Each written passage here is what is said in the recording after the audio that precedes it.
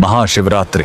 लोग कहते हैं यह शिव जी की शादी की सालगिरह है, लेकिन सच कहूं यह आधी अधूरी बात है। ये रात सिर्फ जश्न की नहीं बल्कि उस खौफनाक अंधेरे की गवाह है जब पूरी दुनिया खत्म होने की कगार पर थी। एक ही रात में 3 ऐसी घटनाएं घटी जिन्होंने ब्रह्मांड का नक्शा बदल दिया। जरा सोचिए, एक तरफ शादी की शहनाइयां थीं, तो दूसरी तरफ मौत का जहर, और तीसरी तरफ एक ऐसी आग थी जो ब्रह्मा और विष्णु का घमंड चकनाचूर कर रही थी। अगर आप यह वीडियो 16 फरवरी से पहले देख रहे हैं तो सावधान हो जाइए, क्योंकि आज हम शिवलिंग के प्रकट होने की वो कहानी सुनेंगे जिसे सुनकर आपके रोंगटे खड़े हो जाएंगे।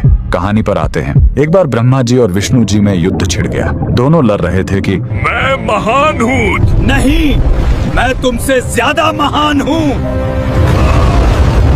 उनका यह घमंड जब दुनिया का संतुलन बिगाड़ने लगा, तब अचानक उनके बीच एक विशाल अनंत अग्नि स्तंभ प्रकट हुआ। वह आग का एक ऐसा खंभा था जिसका न कोई शुरुआत था न अंत। उस स्तंभ से एक भारी आवाज आई, जो मेरे आखिरी सिरे को खोज लेगा वही महान होगा।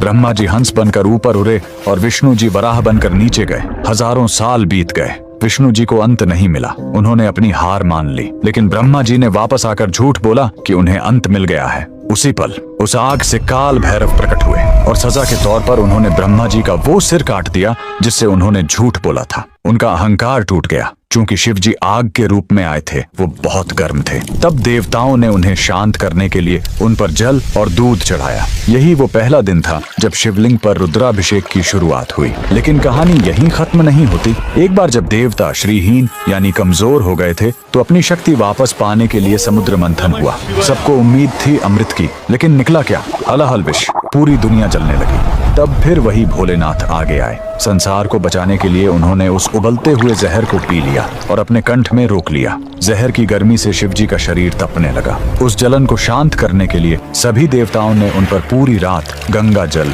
दूध और बेलपत्र चढ़ाया। उन्हें नींद न आ जाए इसलिए पूरी रात देवताओं ने गीत गाए और जागरण किया। यही वजह है कि महाशिवरात्रि पर हम पूरी रात जागते हैं। लेकिन रुको, यह रात इतनी डरावनी भी नहीं है। इसी रात प्रेम की जीत भी हुई थी। जब माता सती ने अपने प्राण त्यागे थे तो शिवजी पूरी तरह टूट गए थे। वो वैरागी बन गए, दुनिया छोड़कर समाधि में चले गए। तब माता सती ने पार्वती के रूप में जन्म लिया। उन्होंने हजारों साल तक कठोर तपस्या की, सिर्फ अपने शिव को वापस पाने के लिए। आखिरकार भोलेनाथ पिघले। इसी महाशिवरात्रि की रात वो वैरागी फिर से दूल्हा बना और शिव शक्ति का मिलन हुआ। तो इस 16 फरवरी जब आप शिवलिंग पर लोटा भर जल चढ़ाएं, तो याद रखिएगा, आप उस आग को शांत कर रहे हैं और उस जहर के दर्द को कम कर रहे हैं। कमेंट में लिखें हर हर महादेव।